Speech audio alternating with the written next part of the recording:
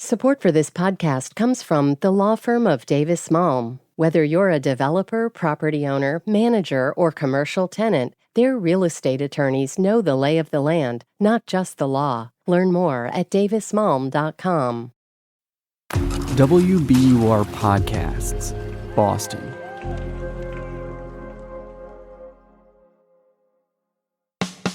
I'm Daryl C. Murphy, and you're listening to The Common.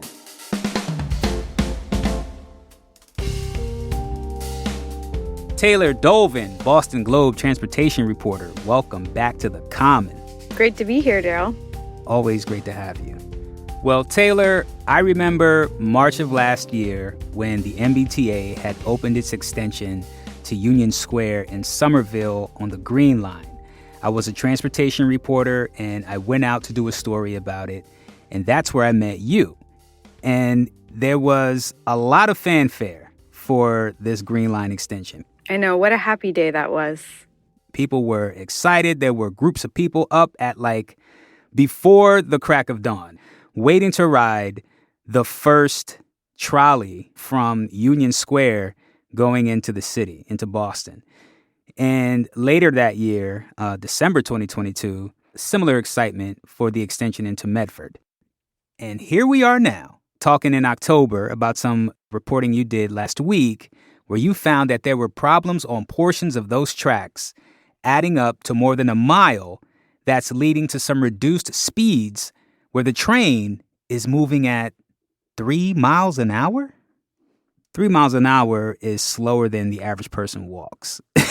That's pretty wild. So, Taylor, what's going on with the tracks on the Green Line extension, and what is the MBTA telling you? The MBTA is not saying much at this point. All we know is that the tracks, they're too narrow, and that's why the MBTA says it's not safe to run the trains at full speed, and they're having to go at a walking pace, as you noted, to protect them from derailing, which can be really dangerous. And so what the T is saying, very little about why this happened, how it's possible that the newest part of the subway system is so messed up so soon. So the tracks are getting increasingly narrow. Just curious, how do they measure that? So they measure that, they have track inspectors that go out every day, every few days, and look for defects. So they use a geometry scanner that's some sort of machine that goes over the tracks and measures the length between one rail and the other rail. And what they're saying is that when they measured the tracks before the Green Line extension opened, that the tracks were narrow, but not so narrow to be dangerous. And that they measured again recently and found that at many parts along the way, they are now too narrow, dangerously narrow, and that's why they have to lower the speed. Yeah, is it normal for tracks to be built narrowly in the beginning? That I've never heard of. Experts I've talked to can't tell me why you would ever build a train subway line narrow to begin with, but what's even more unusual and unheard of is tracks narrowing over time. Normally, when a train goes over tracks, they may widen over time. And even that may even take, much longer than for the 9 or 10 months that the GLX has been opened. I had one expert use the word impossible. It's impossible that the rails would have come closer together over time if things were built correctly. Now, how did T officials respond to that? General Manager Phil Eng at the last board meeting called this very unusual. He was asked by a board member whether this happens in other places, other light rail systems, and he basically said, no. I mean, this is very unusual. Usually you see tracks getting more wide, not more narrow. And he said they are working to try and figure out how this happened. That was last Thursday. How did you find out about this story? I started getting a lot of emails and messages from frustrated riders who were stuck sitting on this brand new subway line going about as fast as they could walk.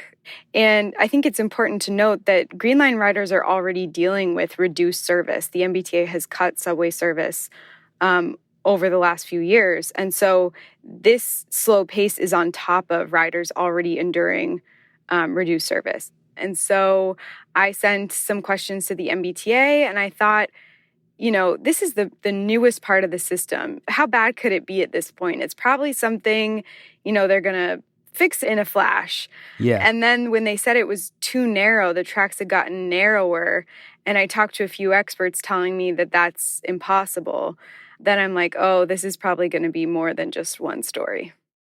Do you have a sense of whether the T knew that this narrowing of the tracks would be a safety issue? The T, unfortunately, isn't saying much about what they knew and when.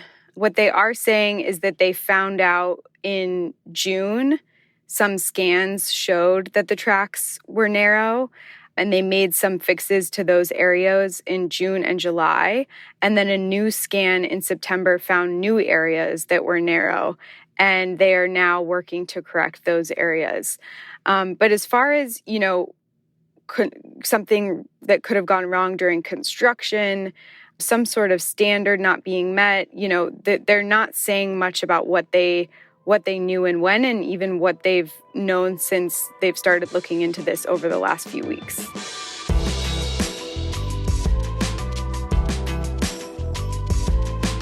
We're going to take a quick break, but we'll be right back.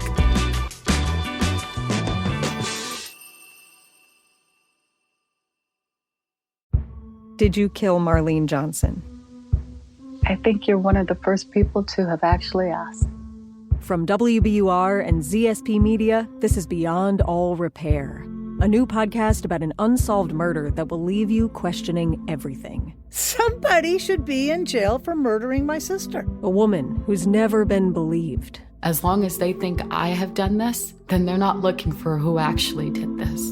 And that's what makes it a cold case. No, it's a botched case. And a search for the truth, once and for all. Wow, it just gets more interesting. Beyond All Repair. Listen and follow wherever you get your podcasts. Be careful. You're digging in a place that's been very peaceful for a while. Do it anyway. Dig.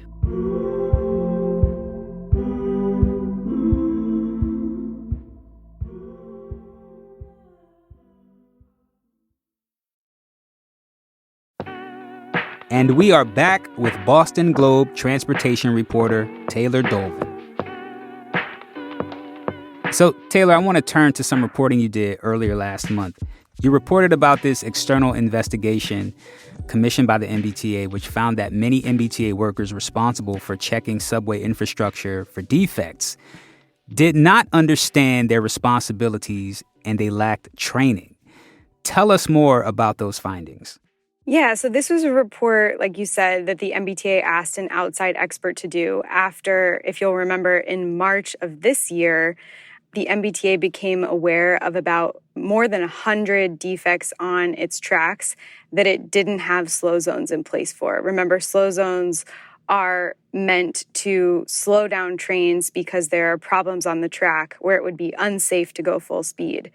And so the MBTA went from having about 8% of its tracks covered by slow zones to having 25% of its tracks covered by slow zones.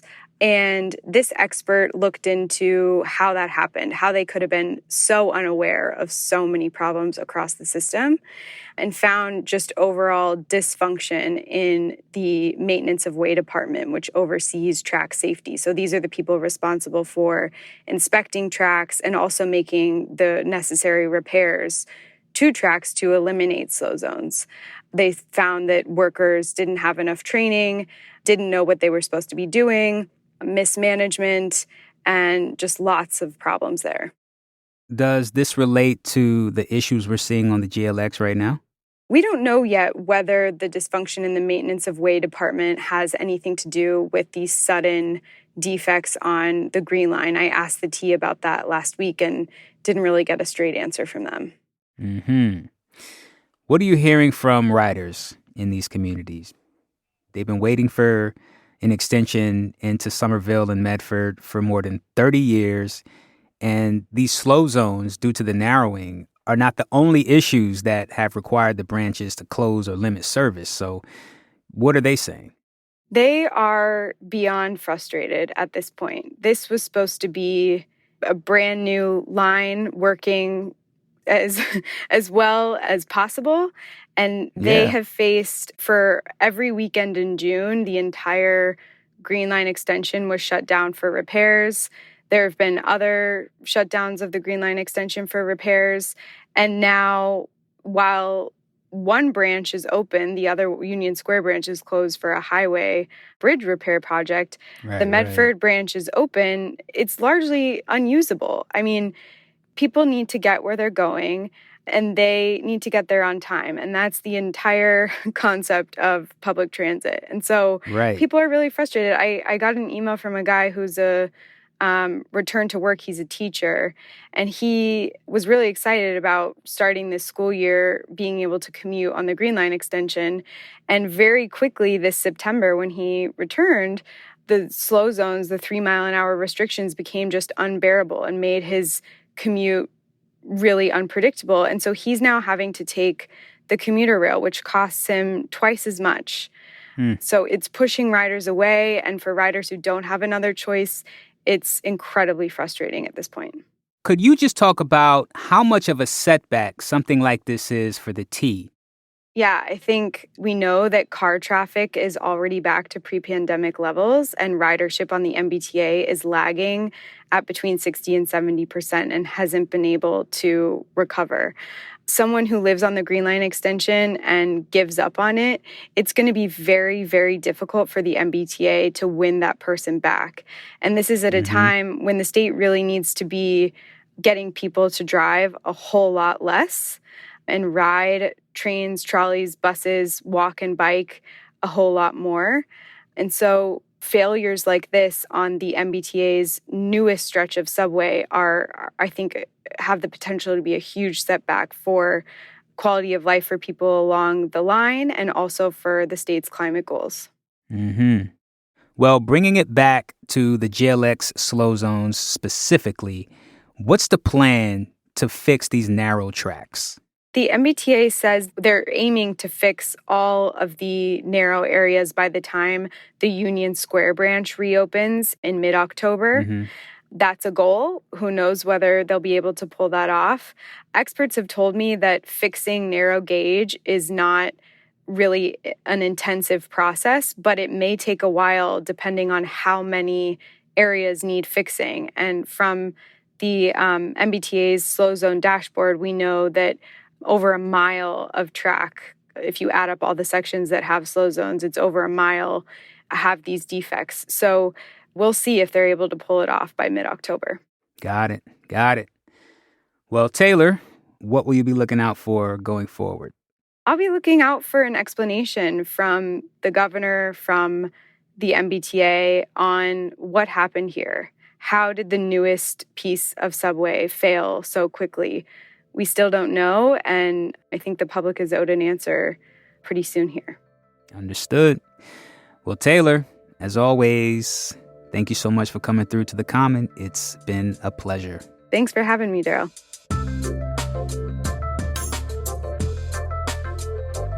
That's Boston Globe transportation reporter Taylor Dolven. And that's our show for today. Thank you so much for listening to The Common. Hey, are you a Somerville or Medford resident, and do you take the JLX? Let us know what you're thinking about these slow zones and all these issues with this new line. Hit us up on Instagram at WBUR The Common, or send us an email at thecommon@wbur.org.